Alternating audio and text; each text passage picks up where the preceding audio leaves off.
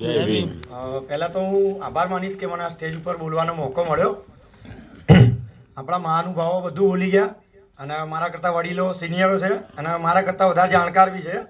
પણ મેં એક થોડું લખીને લાવ્યો હતો ઘરથી તે જે સમાજ માટે રજૂઆત સમાજની આગળ રજૂ કરવું હતું મારે કે મારી જે વિચારસરણી છે સમાજ માટે, સમાજની પ્રગતિ માટે, સમાજ આગળ શું કરી શકે ને કઈ રીતના કરે.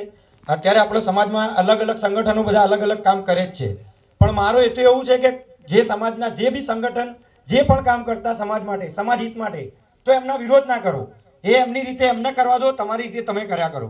બાકી કોઈ સમાજમાં કોઈ પણ સારું કાર્ય સમાજ માટે કરતા હોય તો એનો વિરોધ ના કરો. બસ એ પહેલાં એ વસ્તુ એ કહેવા માગું છું.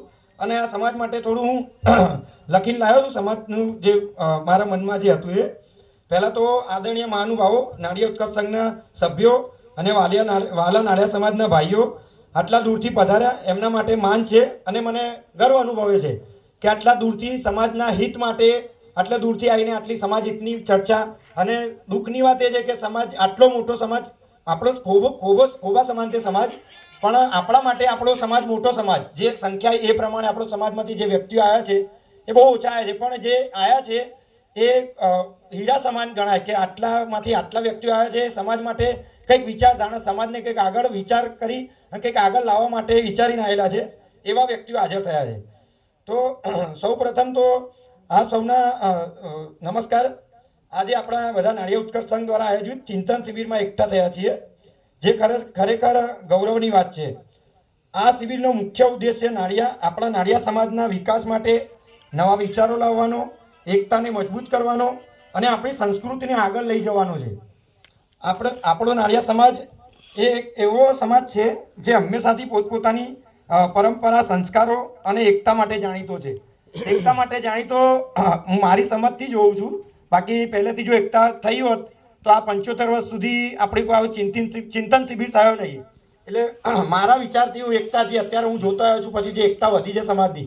અને આજે તો વધારે મને ગર્વ અનુભવ થાય છે કે આટલા સમાજના, આટલા ગુજરાતના સમાજના, નાળિયા સમાજના દરેક આટલા પ્રતિનિધિત્વ અને આટલા હોદ્દેદારો અહીંયા પધારે એ લોકો માટે હું બહુ દિલગીર છું. અને આપણે બીજા જે આપણા વધારે જે સમાજમાંથી જે સમાજના વ્યક્તિઓ પધારે એમના માટે બી બહુ હું ખૂબ ખૂબ આભાર માનું કે આ સમાજ માટે કંઈક વિચારીને તમે અહીંયા આવ્યા આટલા દૂર. અને પછી આગળ મારી વાત જણાવીશ તો ઝડપથી અને પરંતુ આજના સમાજની બદલાતા સમય આપણે આપણી પેઢીને શિક્ષણનું મહત્ત્વ સમજાવવું પડશે.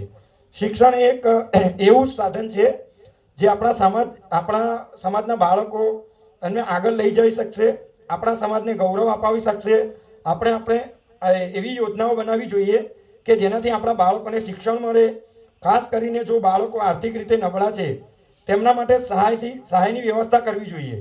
બીજો મહત્ત્વનો મુદ્દો એ છે કે આપણી એકતા તો આપણે સમાજની એકતા ઘણી જગ્યાએ દેખાઈ આવતી હોય છે, પણ આપણે બધા જાણીએ છીએ કે એકતામાં શક્તિ, એક તાકાત હોય છે.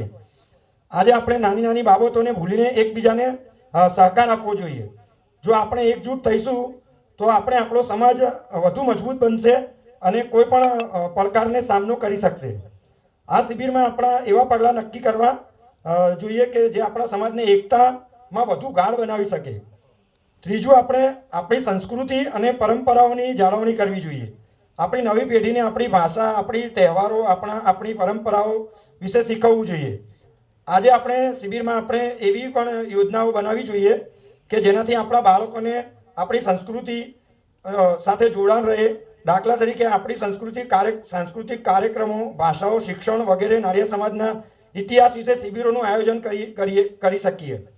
આ શિબિર એક માત્ર મિટિંગ નથી, પરંતુ એક એવી તક છે જે આપણા સમાજને નવી દિશા તરફ વાળશે. હું આશા રાખું છું કે આ શિબિર આપણે બધા આપણા વિચારો રજૂ કરીએ અને તેને અમલમાં મૂકવા માટે સાથે મળીને કામ કરીશું.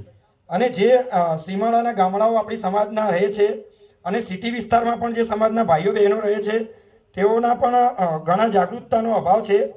તેઓ કઈ રીતે જાગૃત કરી શકાય તેવા વિચાર વિમર્શ પણ આપણે આપણી રીતે સમાજના હિત અને પ્રગતિના ધ્યાનમાં રાખીને વિચારણા કરશું અને તેને સમાજમાં લાવવાનો પ્રયત્ન કરશું. આપણે આપણા સમાજને ઘણા ટ્રસ્ટો સંઘ સંસ્થાઓ ચાલે છે.